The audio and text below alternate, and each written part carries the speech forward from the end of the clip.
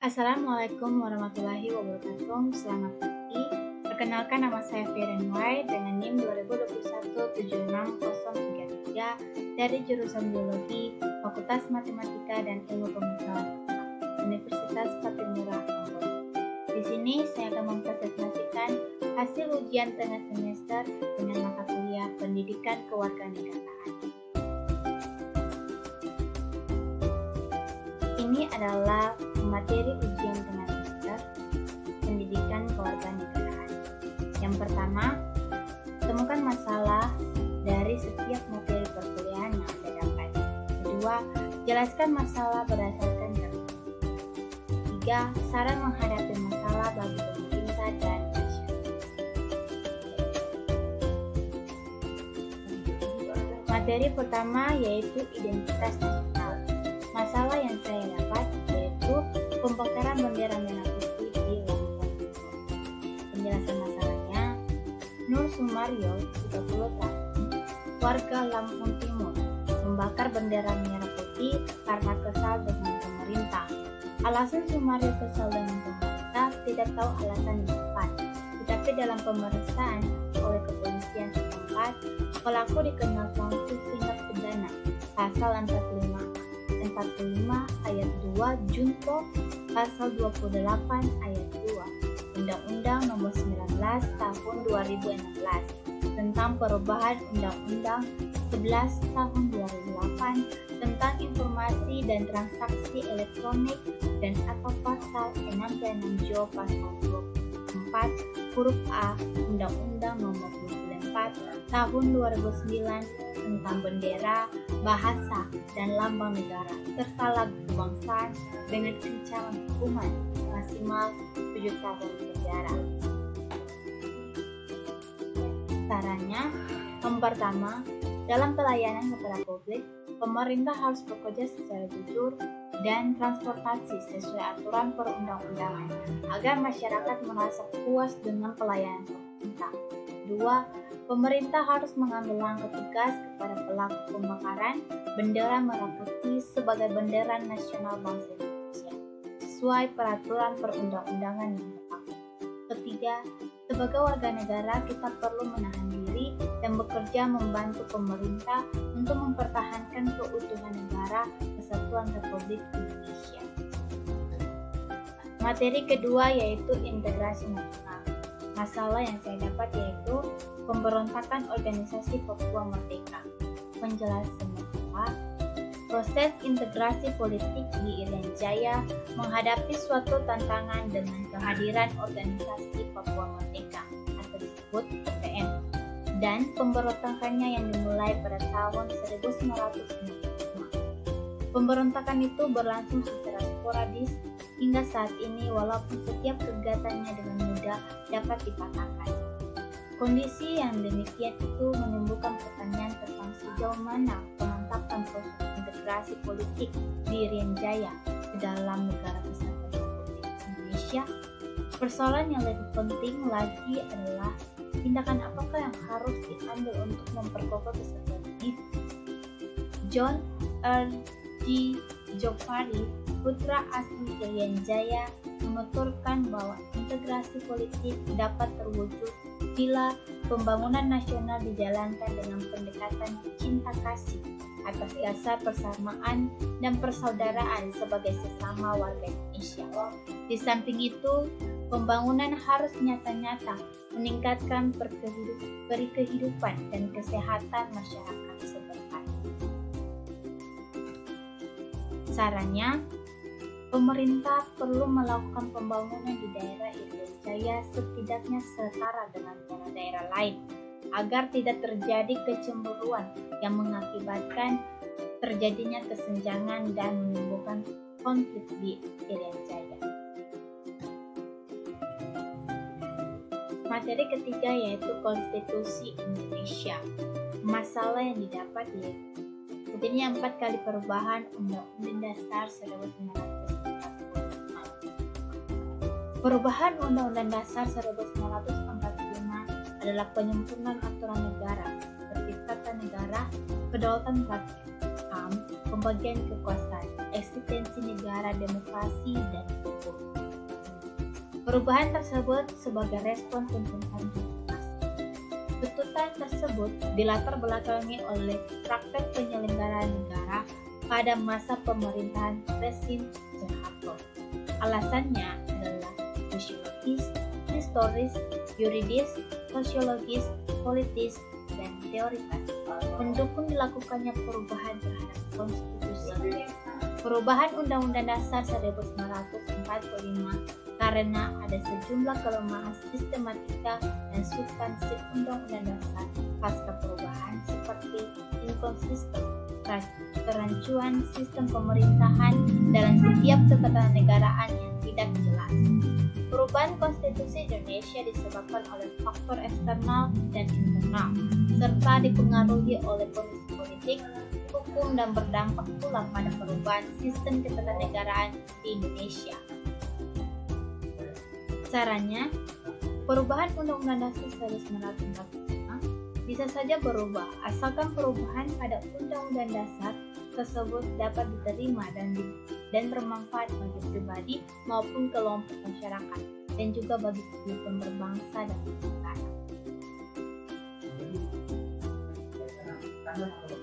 Materi keempat yaitu kewajiban dan hak negara dan warga negara. Masalah yang didapat yaitu pelanggaran lalu lintas. Pelanggaran lalu lintas merupakan salah satu pelanggaran yang sering terjadi di jalan raya oleh para pengemudi kendaraan, baik roda 2 maupun roda 4. Pelanggaran ini dapat terjadi ketika pengendara tidak mematuhi peraturan berlalu lintas, seperti menerobos lampu merah, tidak menggunakan kaca spion, melewati trotoar, tidak menggunakan helm, melanggar lampu, dan tidak melengkapi surat-surat. Apabila pengemudi kendaraan melanggar peraturan berlalu lintas, maka akan mendapat sanksi sesuai Undang-Undang Dasar Negara Republik Indonesia Nomor 22 Tahun 2009 tentang lalu lintas dan angkutan jalan. Sarannya, bagi pengemudi kendaraan, baik kendaraan roda 2 maupun roda 4, sebelum melakukan perjalanan, perlu memperhatikan semua kelengkapan kendaraan, mematuhi rambu-rambu berlalu lintas agar tidak terjadi permasalahan di jalan raya. Materi kelima yaitu demokrasi Indonesia. Masalah yang didapat yaitu money politik. Money politik atau politik uang selalu menjadi ancaman bagi demokrasi yang dapat memberi dampak negatif bagi masyarakat maupun stabilitas politik. Politik uang sering menjadi pilihan bagi para elit politik maupun pihak-pihak yang berkepentingan untuk mewujudkan tercapainya tujuan politik masing-masing.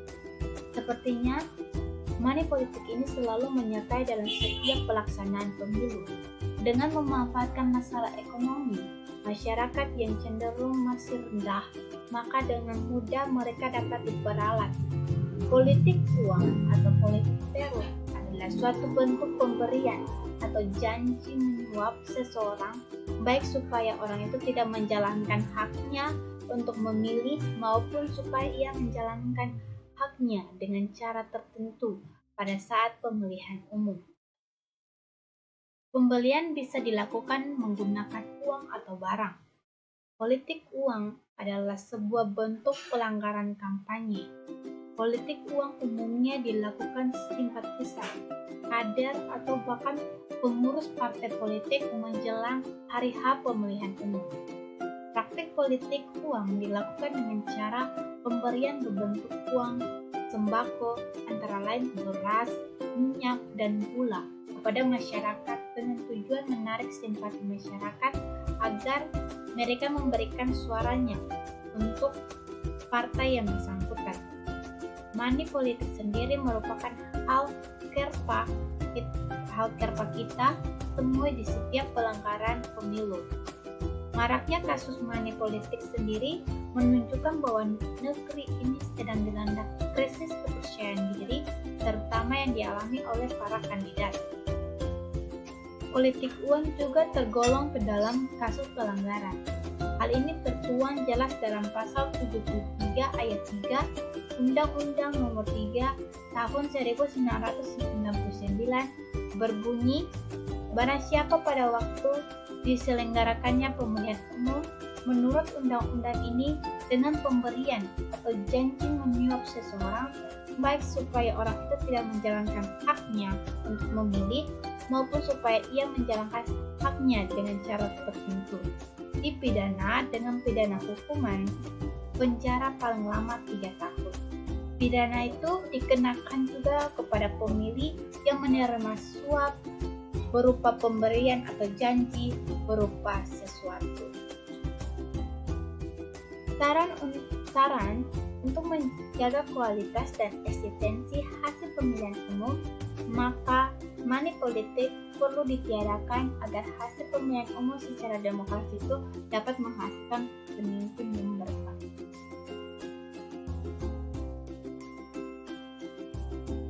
Saran untuk menjaga kualitas dan eksistensi hasil pemilihan umum, maka money politik perlu ditiadakan agar hasil pemilihan umum secara demokrasi itu dapat menghasilkan pemimpin yang berkualitas. Materi ke-6 yaitu penegakan hukum Indonesia.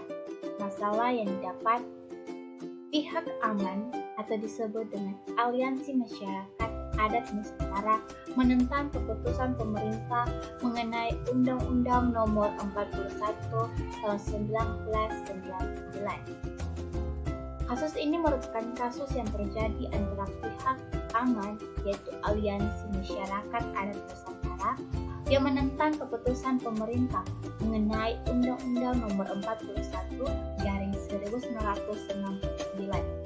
Undang-undang ini dianggap melahirkan ketidakpastian hak bagi masyarakat adat atas wilayah adat mereka, yang akhirnya melahirkan kemiskinan bagi masyarakat adat atas wilayah adat itu sendiri. Materi ke-7 yaitu wawasan Nusantara. Masalah yang didapat terpecahnya negara Timur Leste yang terlepas dari negara Kesatuan Republik Indonesia. Ketika membahas Timur atau yang sekarang disebut negara Timor Leste, sama halnya kita mengenal luka lama yang sudah sejak lama hilang. Wilayah itu dulunya merupakan bagian dari wilayah Indonesia. Namun setelah jajak pendapat, Timor Leste membelah menjadi bagian negara sendiri yang terlepas dari negara Kesatuan Republik Indonesia. Dilihat dari jejak asal-usulnya, Timor Leste merupakan wilayah jajahan Portugis pada masa silam. Sengketa perbatasan yang terjadi antara Indonesia dan Timor Leste memang lebih disebabkan perebutan lahan pertanian atau sumber daya alam antara kedua warga negara, yakni warga desa Haumeni-Ana, Kecamatan Bikomi Lilolat, Kabupaten Timur Tengah Utara, Nusa Tenggara Timur, dan warga Pasabe, Distrik Oecusi, Timor Leste.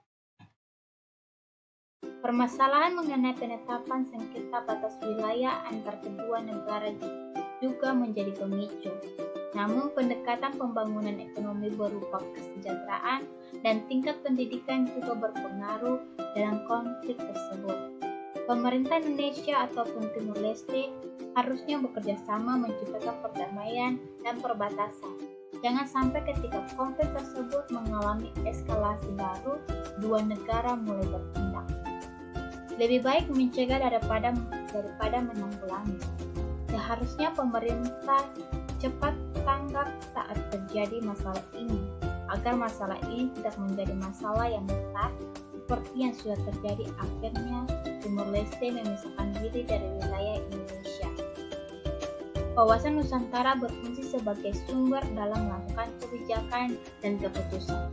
Sejarah Indonesia bisa menjadi pengalaman kita untuk belajar bagaimana mengambil kebajikan yang lebih baik untuk kesejahteraan masyarakat. Kita bisa belajar dari pendahulu-pendahulu kita yang telah berjuang untuk kemerdekaan bangsa kita. Caranya, sekecil apapun masalah, Sebagai warga negara, kita harus mampu untuk menyelesaikannya sendiri secara damai, agar permasalahan itu tidak membesar dan merugikan banyak orang. Materi ke-8 yaitu ketahanan nasional dan bela negara. Masalah yang didapat, pengakuan budaya Indonesia oleh negara lain. Budaya Indonesia hampir diambil oleh negara lain sebagai budaya mereka sendiri. Setelah beberapa kali negeri jiran Malaysia membuat panas hati sebagian besar masyarakat Indonesia. Negara yang mengusung slogan Truly Asia itu telah berulang kali mengklaim kebudayaan Indonesia sebagai miliknya. Berikut ini sebagian datanya. Malaysia mengklaim dan mempatenkan batik motif parang rusak, angklung, wayang kulit, hingga rendang. Sehingga Sekjen Departemen Kebudayaan dan Pariwisata Sabta Nirwandar menyatakan bahwa pemerintah telah mendaftarkan batik dan angklung ke UNESCO sebagai Masterpiece World Heritage. Langkah ini merupakan reaksi setelah munculnya klaim tersebut. Lagu yang sangat mirip Rasa Sayang menjadi soundtrack iklan pariwisata Malaysia yang dicurigai diambil dari lagu Rasa Sayangi. Lagu ini pernah diupload di situs resmi pariwisata Malaysia dan disiarkan oleh televisi-televisi di Malaysia. Klaim ini menuai kecaman hebat dari masyarakat Indonesia hingga DPR. Para seniman Ponorogo kaget oleh munculnya tari barongan yang sangat mirip reog Ponorogo. Padahal pemerintah Kabupaten Ponorogo telah mendaftarkan reog Ponorogo dan mendapatkan hak cipta nomor 026377 pada 11 Februari 2004. Oleh Malaysia, tarian ini diberi nama Tari Barongan. Website Kementerian Kebudayaan, Senian dan Warisan Malaysia pernah memampangnya dan menyatakan tarian itu warisan dari Batu Pahat, Johor, dan Selangor, Malaysia. Pada acara Kemilau Nusantara 2007 di Bandung, Wakil Duta Besar Malaysia untuk Indonesia, Datuk Abdul Aziz Harun, mengancam mengklaim bangsa Indonesia sebagai bahasa Melayu. Bahasa Melayu adalah bahasa Malaysia, katanya. Ancaman tersebut akan dilaksanakan bila masyarakat dan pemerintah Indonesia masih mempersalahkan klaim Malaysia terhadap lagu Rasa Sayangi yang dibuat di Malaysia pada tahun 1907 dan Tari Barongan. Tarian pendek menjadi iklan acara Discovery Channel bertajuk Enigmatic Malaysia setelah dipersonalkan selama beberapa hari. Discovery Channel akhirnya memunculkan iklan itu terhitung sejak Senin 24 Agustus 2009. Pemerintah Malaysia menyatakan tak pernah mengklaim tari pendek. Saran, pemerintah Indonesia perlu melakukan inventarisasi budaya Indonesia ke UNESCO agar tidak ada lagi saling klaim atas budaya kita oleh pihak luar. Demikianlah hasil presentasi ujian tengah semester saya dengan mata kuliah Pendidikan Kewarganegaraan. Sekian dan terima kasih.